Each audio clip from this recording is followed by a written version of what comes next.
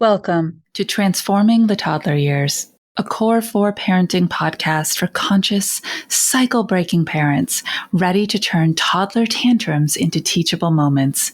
Hi, I'm Cara Tyrrell, a lifetime lover of littles, mom to 2 grown and flown girls, and an early childhood educator. Through the show, I teach you my collaborative parenting methodology for nurturing your little human's mind, body, and spirit.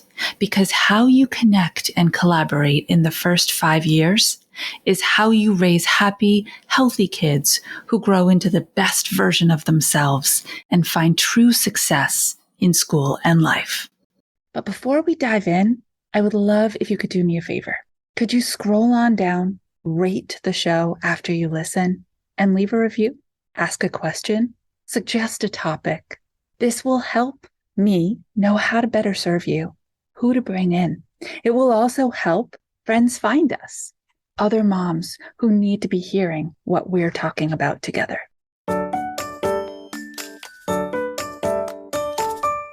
Welcome back, Toddler Tribe. I hope you really enjoyed the summer guest series that we featured last month with some re-releases of heavy-hitting episodes that really are needed during this time period in our world.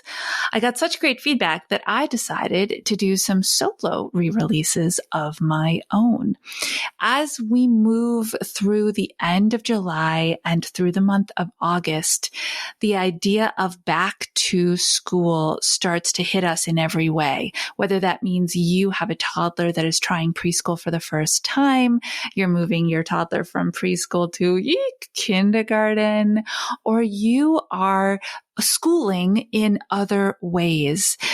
It really mattered to me to bring this back to you. So whether you've heard these before, please just listen with fresh ears because your children are now a different age. They're in different developmental stages.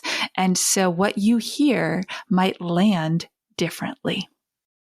Today, I am talking about shy kids. I had a question from a mom that came through and she said, how do I support my shy child in the world when she's not used to all of this yet? And what a great question. And listen to how she phrased it. How do I support my child? This is key.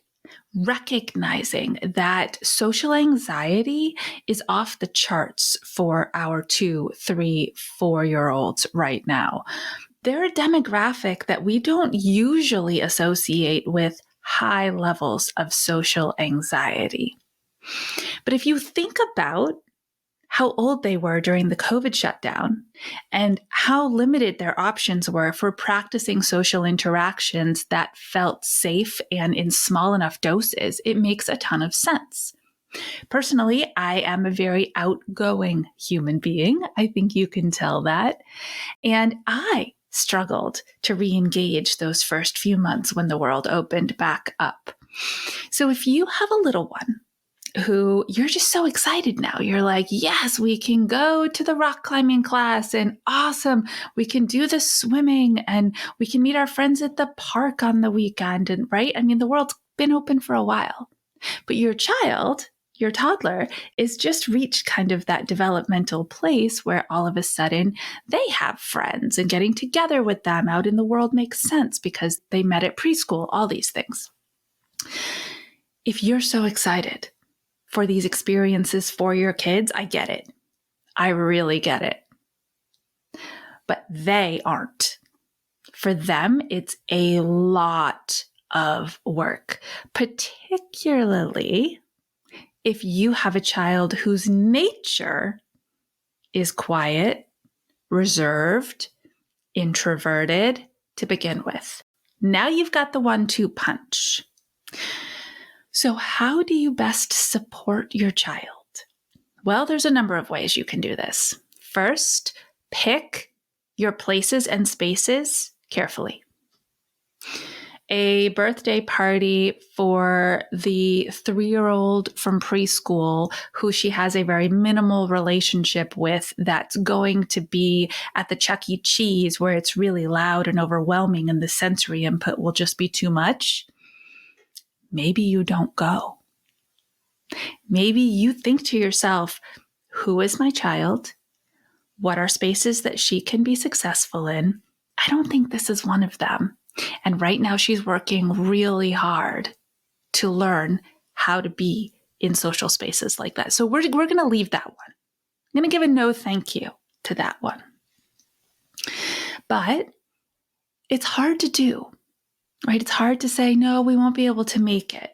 There's a lot of social pressure on us too when all the kids get invited. So what do? Well, again, thinking about your little person and wanting to support the building of a healthy relationship with that other kid, how else could you do it? We're not going to be able to make it to the party. I hope you all have a great time. But we'd love if Zoe and Anna could get together later on that weekend. Just us. We'd love to have you over for just, an hour or two just of playtime. What did you just do to support your child who feels socially challenged by the bigness and the loudness and the too manyness, the too much? You reframed it. It's their home turf. It's their safe space. You are there. You're their safe people. So is this new friend that they've been going to school with for, a few months now. Also a known human being.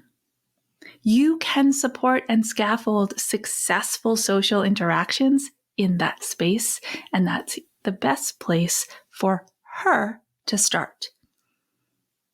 I talk all the time in my Transforming the Toddler Years course about setting reasonable and achievable expectations for your kids. I understand that there are kids that can run into a Chuck E. Cheese, a big bouncy house place that has all the noise and all the fun and all the chaos and have a great time. But if you have a kiddo who just feels overwhelmed by that social scene, no matter what pep talks you give, no matter what you promise on the other side, no matter how many tokens you give them, they're not going to have fun.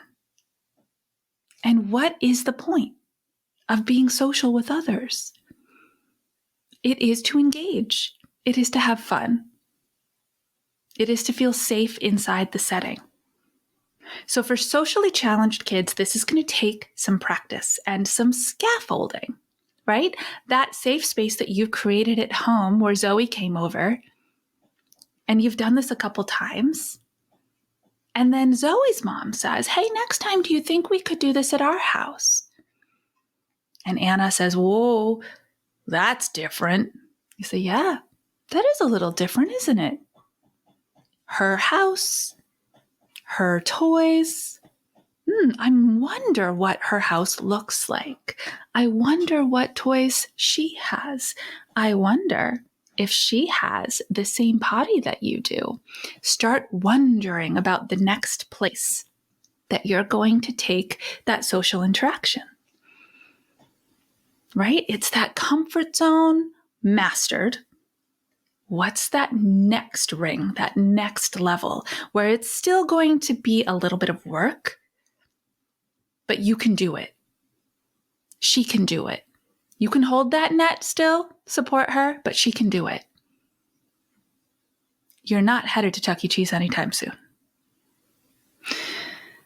This is how we need to support our kids with social anxiety in their youngest years. And then the second part of this is how we talk about them, especially in front of them.